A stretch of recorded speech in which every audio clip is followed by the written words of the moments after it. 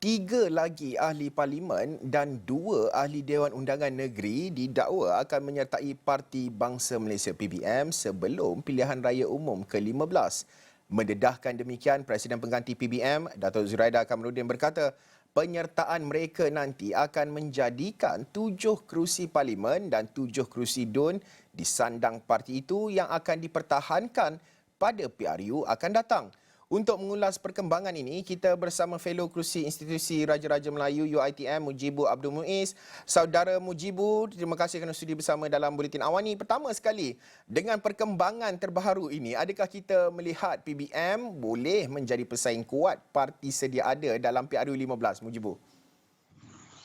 Baik, terima kasih Ashraf atas undangan pada pagi ini. Ini satu perkembangan yang menariklah bagi sebuah parti kecil yang pada satu ketika memiliki kerusi yang besar, walaupun kerusi ini bagi saya dimenangi ketika mereka bersama PH. Persoalan tentang parti-parti kecil ini terutamanya serpihan ataupun splinter daripada parti-parti yang besar sebelumnya sering diperkatakan, apatah lagi melihat pada sejarah bahawa kekuatan parti-parti kecil dalam menyaingi parti-parti yang sudah established ini jelas sering memperlihatkan kegagalan.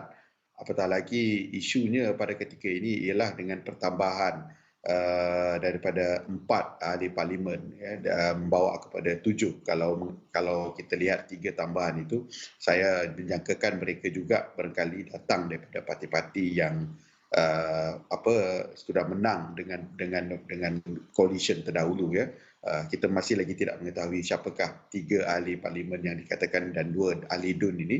Tapi kekuatan bagi parti-parti kecil ini jelas bergantung harap kepada prestasi dan juga reputasi individu-individu yang mengganggu tainya. Apatah lagi cabaran sebenar kepada parti PBM ini sudah tentulah kawasan yang mereka tandingi dan persepsi serta kita kata mereka ini disaluti lah, kita kata, dengan persepsi bahawa pengkhianat, mereka ini adalah oportunis. Ini barangkali satu persepsi yang sukar untuk dikikis oleh mereka-mereka yang bakal mewakili parti PBM. Jadi di sini kalau parti-parti ataupun calon PBM ni boleh mengikis dan benar-benar ada kekuatan yang seperti mana yang dikatakan itu, barangkali mungkin boleh menang menyaingi. Tetapi pada setakat ini, ketika ini, saya melihat 2 cabaran itu, Ashraf, sebagai masalah utama kepada PBM dalam bersaing di dalam PRU ke-15 kelak. Ya, Mujibu, apa mungkin kekuatan PBM yang mungkin saudara Mujibu lihat yang mungkin akan menjadi faktor sokongan dalam PRU 15 nanti? Ia berkait rapat dengan ideologi dan juga falsafah yang didukung oleh Parti Bangsa Malaysia itu sendiri, Ashraf.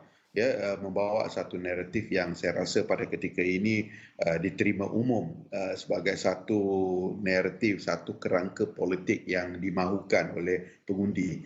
Terutamanya kita menjangkakan Parti Bangsa Malaysia ini akan bertanding di kawasan-kawasan yang demografi pengundinya itu bersifat urban dan separa urban.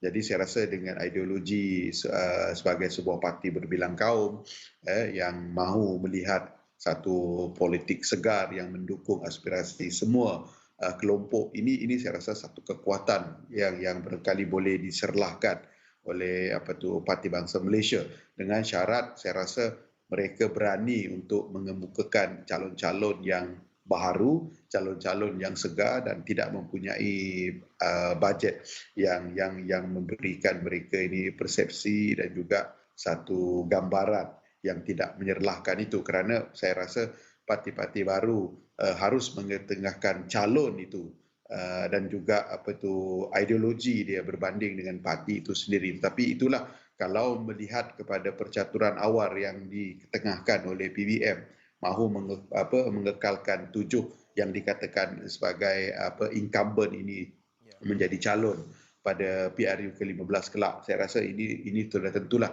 bertentangan dengan yang dicadangkan sebagai ideologi dan juga falsafah parti PBM itu sendiri.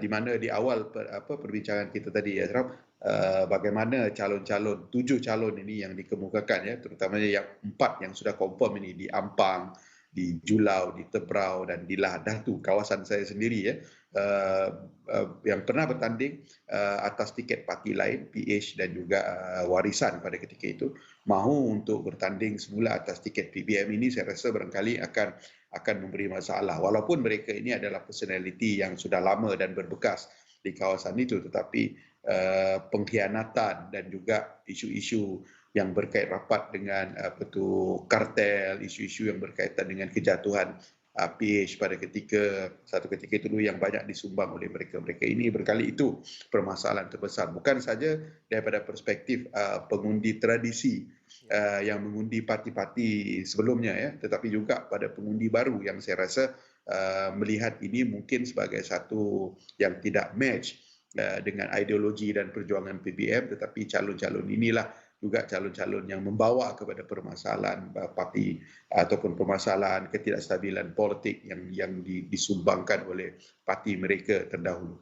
Ya. Mujibu, akhir sekali, ringkas kurang 1 minit. Bagaimana ataupun bilakah masa yang sesuai untuk diumumkan calon ataupun individu yang akan menyertai PBM ini, nama-nama baki yang lain, ahli parlimen dan juga ADUN ini, kerana untuk mengelakkan backfire seperti yang Mujibu sebutkan tadi menjelang PRU 15, terutama apabila akta berkenaan dengan lompat parti RUU-nya itu, fasalnya itu telah pun dimasukkan dalam Perlembagaan Persekutuan, Mujibu.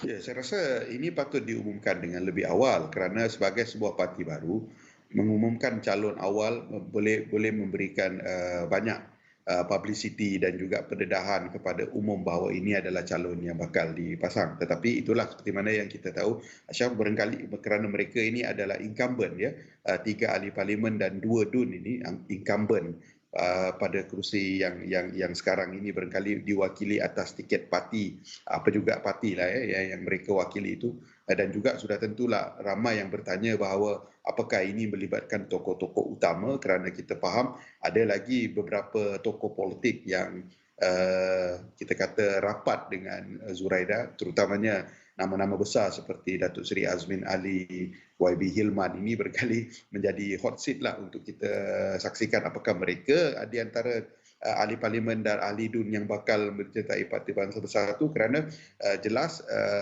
saya rasa nama-nama ini kuat dikaitkan. Jadi saya rasa kalau ini diumumkan lebih awal, saya rasa Parti Bangsa Malaysia ini mungkin sudah boleh melakukan kerja-kerja dan sebagainya, kerana kita faham pilihan raya boleh berlaku bila-bila saja. Jadi saya rasa Parti Bangsa Malaysia ini sebagai sebuah parti kecil harus sedar mereka tidak memiliki kekuatan akar undi, dan faktor masa yang makin singkat itu juga tidak menyebelahi mereka. Jadi mereka perlu bekerja double lebih keras daripada parti-parti lain, dan sudah tentulah calon yang diperkenalkan awal itu memberi kelebihan kepada Parti Bangsa Malaysia. Baik, terima kasih saudara Mujibu Abdul Muiz yang merupakan fellow kerusi institusi Raja-Raja Melayu UiTM mengulas berkenaan dengan hala 7 PBM menjelang PRU ke-15.